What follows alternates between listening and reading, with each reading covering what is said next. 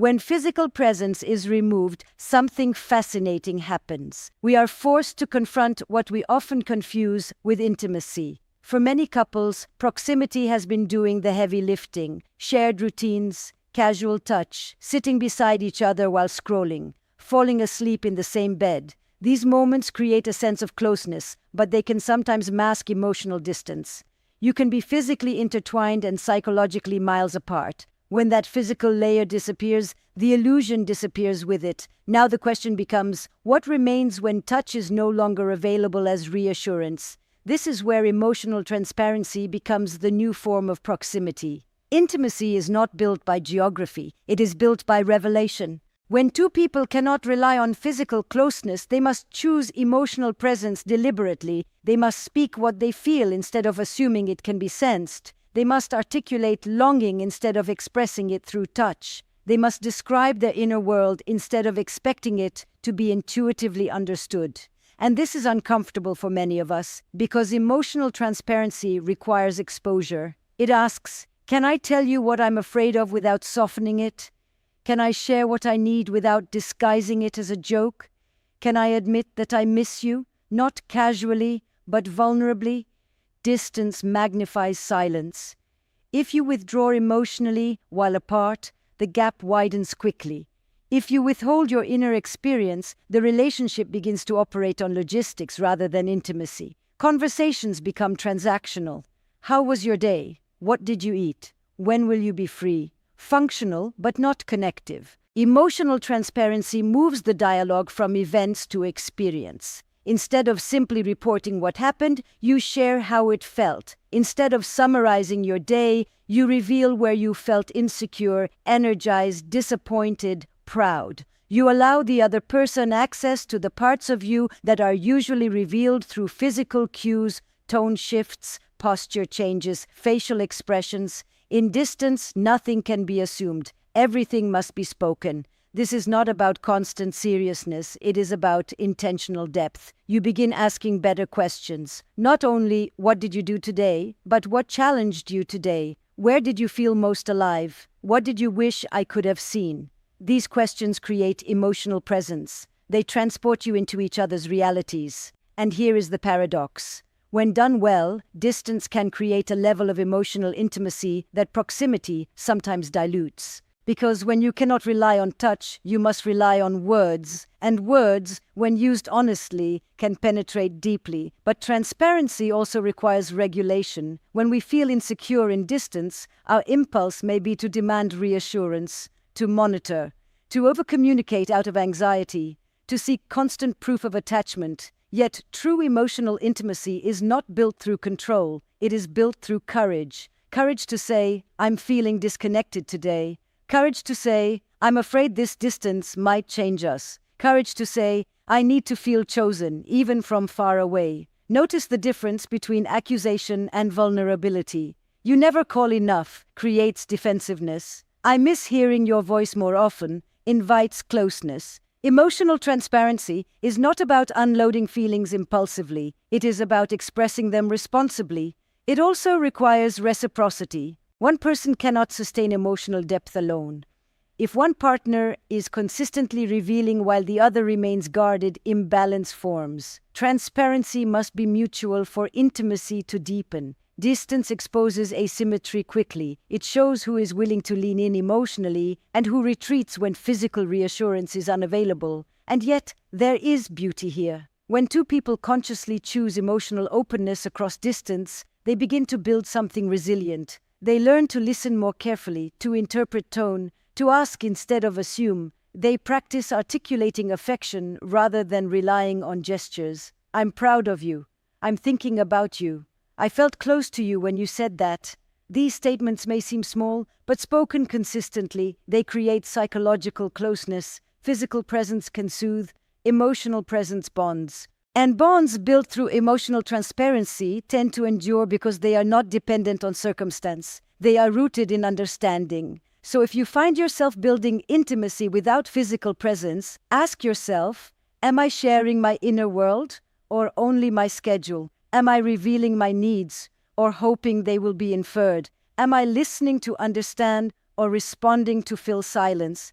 Because in the absence of touch, words become touch, and the quality of your emotional honesty will determine the depth of your connection. Distance does not weaken intimacy, silence does. So speak clearly, vulnerably, deliberately. Let yourself be known beyond the surface, because when two people choose emotional transparency, even miles apart, they are no longer separated by space. They are connected by truth. Once emotional transparency becomes intentional, another question naturally follows: how do we sustain it? Because intimacy without physical presence cannot rely on spontaneity alone. When you don't share a kitchen, a commute, a couch, you lose the casual intersections that normally reinforce connection. There are no accidental touches, no passing glances, no wordless reassurances. In distance, connection must be designed. This is where ritual, rhythm, and reliability become essential. We often underestimate the erotic and emotional power of predictability.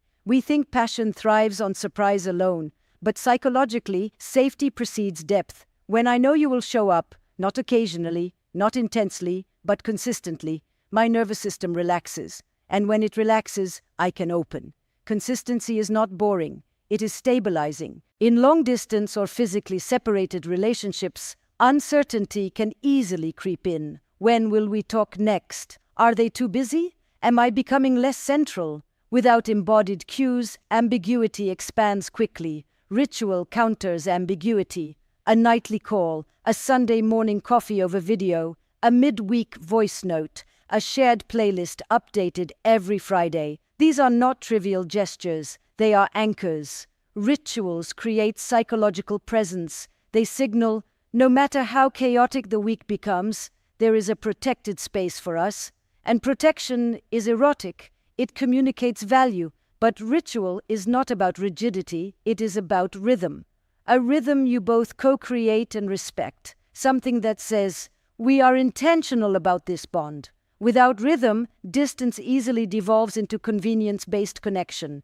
You talk when you have time, when it's easy, when it fits. Over time, that subtly communicates hierarchy. Other obligations first, relationship second. Intimacy cannot thrive in leftovers. Reliability builds trust in absence. If you say you will call, and you call. If you say you will visit, and you follow through. If you promise to be emotionally present, and you are, even when tired, you create emotional safety. Safety is cumulative. It is built through repetition. In physical proximity, we often rely on shared space to reassure us of commitment. But in distance, reassurance must come through behavior. And here is something important. Reliability does not mean constant availability. There is a difference. Constant availability can create dependency. Reliability creates stability. If you are always on call, always responding instantly, always accessible, you may begin to erode individuality. Paradoxically, that can create pressure rather than closeness. But when there is an agreed rhythm, times you are fully present, both partners can relax into their separate lives without anxiety. This balance is subtle. Too little contact breeds disconnection. Too much reactive contact breeds suffocation. The art lies in intentional structure. Structure might sound unromantic, but think of it differently. It is the architecture that allows intimacy to flourish.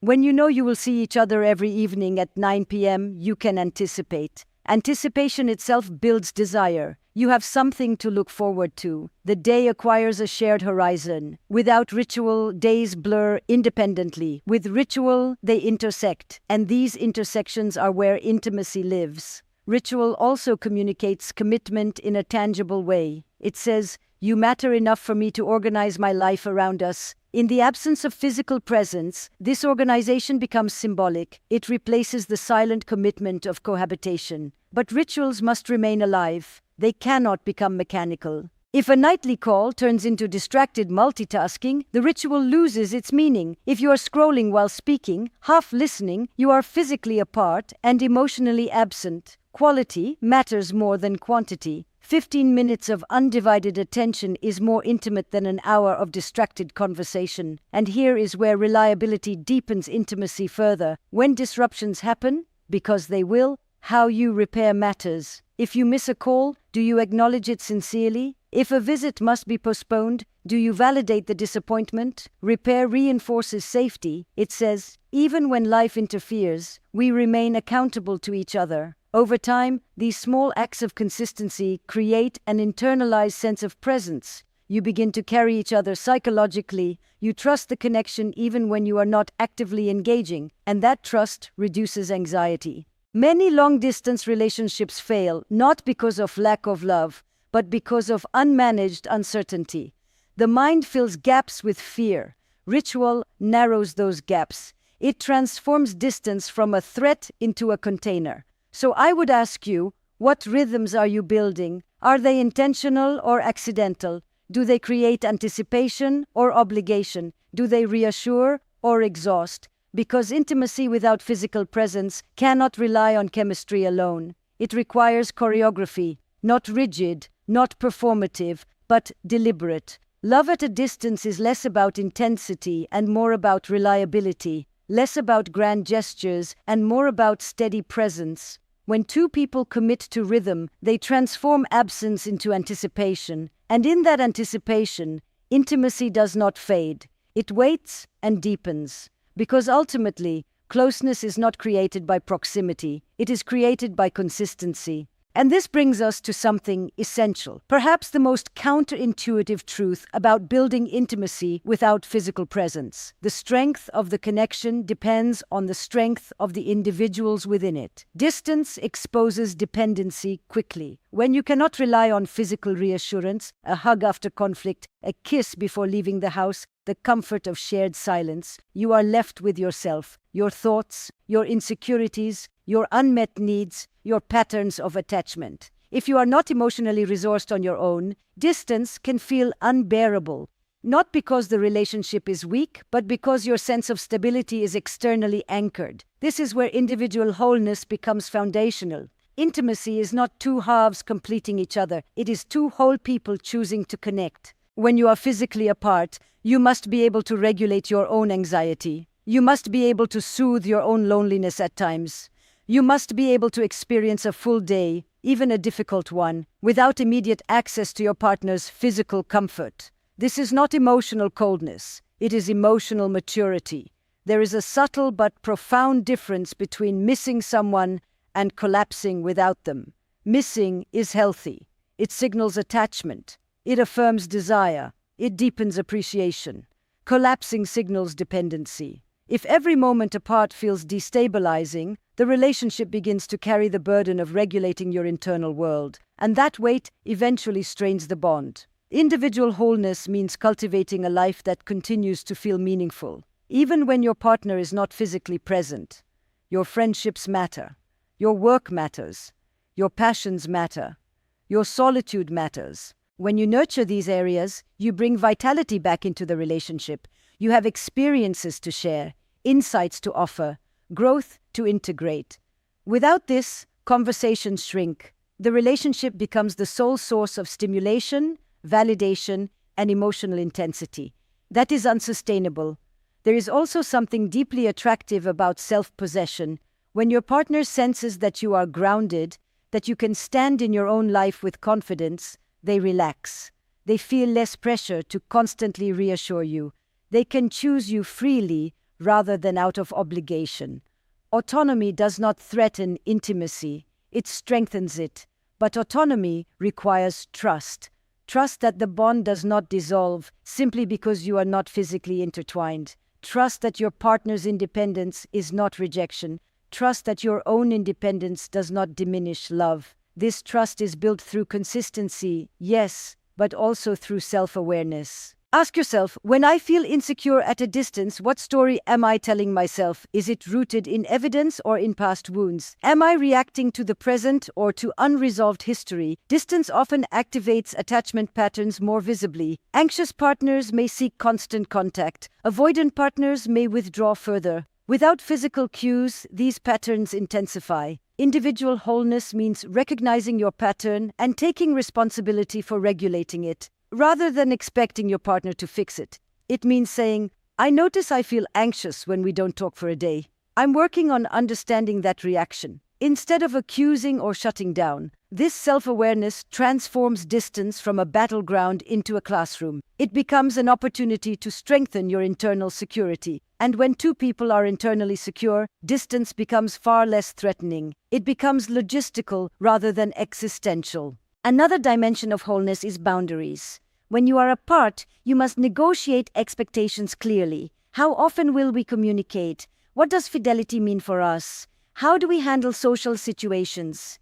Ambiguity can breed anxiety, so clarity becomes kindness. But boundaries are not control. They are agreements between two autonomous individuals. Wholeness also means allowing your partner to have experiences that do not involve you. This can be uncomfortable. You are not present for every dinner, every celebration, every milestone. There are moments you will not witness firsthand. If you interpret this as loss, resentment grows. If you interpret it as expansion, as evidence that your partner's life is full and vibrant, then you experience pride instead of threat. You begin to see yourselves not as merging into one life, but as two evolving lives intersecting intentionally. That intersection is powerful precisely because it is chosen. Ultimately, intimacy without physical presence tests whether love is rooted in possession or partnership. Possession seeks constant proximity. Partnership allows space and still feels secure. So, I would ask you, are you cultivating a life that sustains you independently? Are you strengthening your internal foundation or outsourcing stability to the relationship?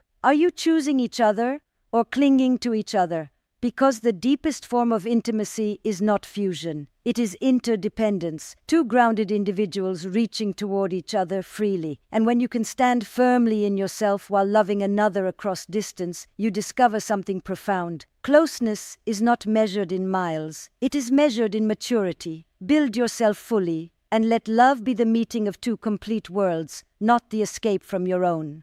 But this only happens if distance is not interpreted as threat.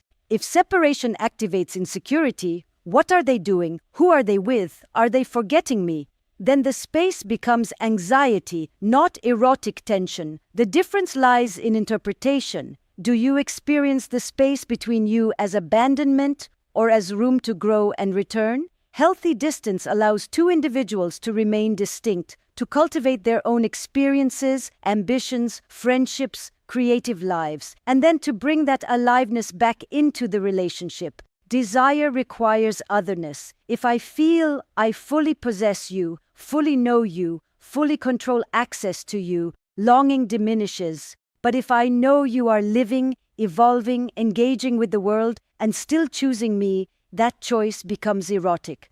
Distance amplifies choice. You are not together out of convenience. You are together out of intention. But this requires conscious engagement with longing. Many people suppress longing because it feels uncomfortable. They distract themselves from missing the other person. They avoid naming desire because it highlights absence. Yet, unspoken longing can become emotional numbness. Instead, what if longing were embraced? What if you said, I missed you today in a way that surprised me? What if you allowed yourself to describe the details? The moment you reached for your phone instinctively, the song that reminded you of them, the sensation of wanting their touch? Desire grows when it is expressed, not hidden. Erotic intelligence at a distance is not about explicitness alone. It is about imagination. You can describe fantasies. You can revisit shared memories vividly. You can build anticipation for the next time you see each other. You can play with suggestion rather than immediate gratification. Delayed fulfillment can heighten intensity. In a world of instant access, instant messages, instant streaming, instant answers, desire becomes diluted because it is rarely stretched. Distance stretches it, but only if you resist the urge to collapse it through constant reassurance seeking or emotional overexposure. Mystery is not secrecy, it is the preservation of depth. You do not need to narrate every moment of your day. You do not need to overshare in order to feel close, sometimes allowing something to unfold and then recounting it later with reflection creates more intimacy than real-time documentation. It allows storytelling, and storytelling is seductive. When you share an experience after you have digested it, you are not just reporting facts, you are revealing meaning, and meaning is far more intimate than information. Distance also invites self-awareness. How do you handle autonomy? Do you feel threatened by your partner's independence, or do you feel inspired by it? If you cannot tolerate the idea of your partner thriving without you physically present, distance will feel destabilizing. But if you can celebrate their growth while trusting the bond, then their independence becomes attractive. You begin to see them not as an extension of you, but as a full person who chooses you. Choice fuels desire. When someone could live fully without you and still turns toward you, that is powerful. Physical proximity can sometimes create passive attachment. You are together because you are there.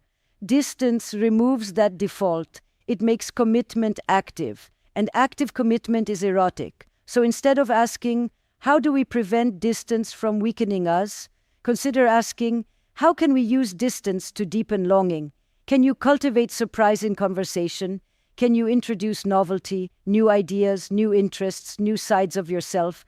Can you allow your partner to discover you rather than assuming they already know everything? Desire needs discovery. Even in long-term relationships, discovery must be ongoing. Distance offers a natural opportunity for rediscovery if you allow space for individuality. So I would ask you, are you using distance to shrink into fear or to expand into curiosity? Are you clinging tightly or are you allowing space for attraction to breathe? Because intimacy is not destroyed by space, it is destroyed by stagnation. When distance is paired with imagination, autonomy, and conscious longing, it does not weaken desire, it refines it. And perhaps the real secret is this. The goal is not to eliminate the space between you. It is to let that space become charged with anticipation, with curiosity, with chosen connection. Because sometimes what makes us reach for each other most intensely is the space that invites us to reach.